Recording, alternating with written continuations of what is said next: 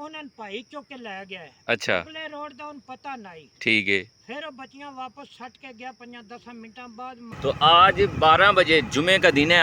आज 12 बजे भट्टे के करीब से 2 लड़कियां उठाई हैं। एक की उम्र है 8 साल और एक की उम्र है 3.25 साल। अस्सलाम वालेकुम दोस्तों, कैसे सब? उम्मीद करता हूँ सब ठीक ठाक होंगे। नई वीडियो के साथ आपकी खिदमत में हाजिर हूँ।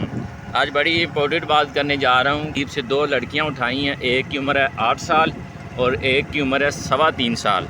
तो आज जुमे का दिन है। आज 12 बजे तकरीबन 12-12:15 ये वाक़या पेश आया कि 2 बच्चियों को एक नामालूम अफराद ने उठाया है, बाइक पे बिठाया है और लेके चला। जब पता चला कि आगे और पीछे दोनों तरफ से लोग उसे पकड़ने के लिए, जब उसे पता चला कि आगे भी कॉल कर दी कि पीछे से भी लोग आ रहे हैं, तो उसने बच्चियां फेंक कर जो है ना फ़रार हो गया। तो ये सभी वाक़या बाबा जी की ज़ुबानी सुनते हैं जिनके साथ ये वाक़या पेश आया। तो आपने वीडियो को पूरा देखना है। दोस्तों, मैं यहाँ से गुज़र रहा था भट्टे के करीब से, तो यहाँ पे पता चला है मुझे कि यहाँ पे आज जो है ना 12 बजे एक वाक़या पेश आया कि 2 बच्चियों को नामालूम अफराद ने उठाया है, फिर जो है ना वापस जहाँ से उठाया वहाँ ही जो है ना फेंक कर गया है। तो ये बाबा जी हमारे साथ मौजूद हैं, इनसे बात करते हैं। बाबा जी अस्सलाम वालेकुम।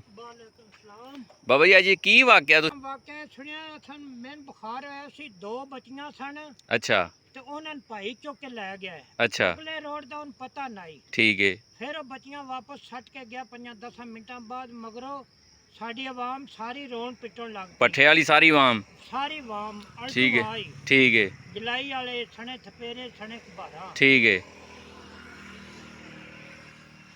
ਉਹਦੇ ਦਿਨ ਪੁੱਠੇ ਹੋਏ ਸਿੱਧੇ ਆਣ ਸਾਡੇ ਰੱਬ ਨੇ ਸਿੱਧੇ ਕਰ ਦਿੱਤੇ ਨੇ, ਉਹਦੇ ਪੁੱਠੇ ਹੋ ਗਏ ਨੇ। ਸਹੀ ਹੋ ਗਿਆ ਕਿ ਉਹ ਬੱਚੀਆਂ ਨੂੰ ਚੁੱਕਿਆ ਉਹਨੇ, ਚੁੱਕ ਕੇ ਲੈ ਕੇ ਗਿਆ ਤੇ ਫਿਰ ਵਾਪਸ ਛੱਡ ਗਿਆ।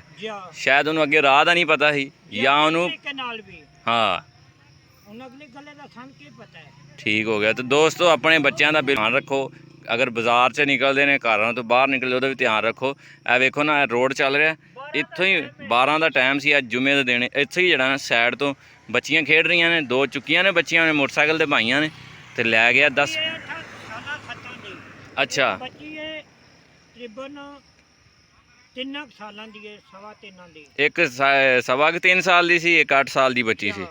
ਤੇ ਏਡੇ ਏਡੇ ਵੇਖ ਲਓ ਰੋਡ ਚੱਲ ਰਿਹਾ। ਰੋਡ ਤੋਂ ਉਹਨੇ ਜਿਹੜਾ ਨਾ ਕਿੰਨੀ ਜਿਹੜਾ ਨਾ ਉਹਨੇ ਹਿੰਮਤ ਕੀਤੀ ਕਿ ਬੱਚੇ ਨੂੰ ਚੁੱਕਿਆ। 2 ਬੱਚੀਆਂ ਨੂੰ, ਇੱਕੋ ਬੰਦਾ ਹੀ ਬਾਈਕ ਤੇ, ਉਹਨੇ ਚੁੱਕਿਆ ਤੇ ਜਿਹੜਾ ਨਾ ਲੈ ਕੇ ਗਿਆ। ਤੇ ਅੱਗੋਂ ਜਦੋਂ ਵਾਮ ਪਈ ਫਿਰ ਵਾਪਸ ਜਿਹੜਾ ਰੱਖ ਕੇ ਤੇ ਨਿਕਲ ਗਿਆ। ਇਹਨਾਂ ਦੇ ਕਾਬੂ ਨਹੀਂ ਆ ਸਕਿਆ। ਤੇ ਲਿਹਾਜ਼ਾ ਆਪਣੇ ਬੱਚਿਆਂ ਦਾ ਖਾਸ ਤੌਰ ਤੇ ਖਿਆਲ ਰੱਖਿਆ ਕਰੋ, ਜਿਹੜੇ ਘਰ ਤੋਂ ਬਾਹਰ ਖੇਡ ਰਹੇ ਨੇ ਜਾਂ ਜਿਹੜੇ ਨਾ ਗਲੀਆਂ ਦੇ ਵਿੱਚ ਜਾਂ ਕਿਤੇ ਬਾਹਰ ਖੇਤਾਂ 'ਚ ਜਾ ਰਹੇ ਨੇ, ਤਾਂ ਉਹਨਾਂ ਦਾ ਖਾਸ ਖਿਆਲ ਰੱਖੋ, ਕਿਉਂਕਿ ਅੱਜ ਕੱਲ੍ਹ ਇਹਤਿਆਤ ਕਰੋ। ਬਾਬਾ ਜੀ ਨੇ ਸਾਨੂੰ ਦੱਸਿਆ, ਅਸੀਂ ਗੁਜ਼ਰ ਰਹੇ ਸੀ ਕਿ ਬਾਬਾ ਜੀ ਜਿਹੜਾ ਨਾ, ਅਸੀਂ ਬਾਬਾ ਨੂੰ ਪੁੱਛਿਆ ਤੇ ਇਸ ਰੋਡ ਤੋਂ ਜਿਹੜਾ ਨਾ ਚੁੱਕੀ ਗਈ ਬੱਚੀ, ਫਿਰ ਜਿਹੜਾ ਨਾ ਅਗਵਾ ਹੋ ਕੇ ਫਿਰ ਵਾਪਸ ਆ ਗਈਆਂ, ਕਿਉਂਕਿ ਅੱਗੋਂ ਵੀ ਮਾਮ ਪੈ ਗਈ तो पिछों भी। तो फिर तो इमरान रियाज से मेरी जो है ना अपील है कि आप ऐसे जो वाक़या हमारे मुल्क में रोज़ पेश आ रहे हैं, इनके बारे में भी आवाज़ उठाएं। माशाल्लाह बहुत बड़े लेवल के वो एंकर हैं, वो उतली सतह के वो जो है ना वो एंकर हैं। तो उनसे अपील है कि ऐसी जो है ना इक़्तिदाम ऐसी आवाज़ उठाएं जो बच्चे किडनैप हो रहे हैं, ये हमारे मुल्क में ना हो। तो मैं अपील कर रहा हूँ इमरान रियाज साहब जो बड़े एंकर हैं, माशाल्लाह बहुत जो है ना बड़े एंकर हैं, बड़ी सतह के बड़े लेवल के एंकर हैं। तो उनसे गुजारिश है इमरान रियाज भाई से कि भाई ऐसे भी आप आवाज़ उठाएं कि जो बच्चों को उठाते हैं, गायब कर देते हैं, इनके बारे में जो है ना आप आवाज़ उठाएं।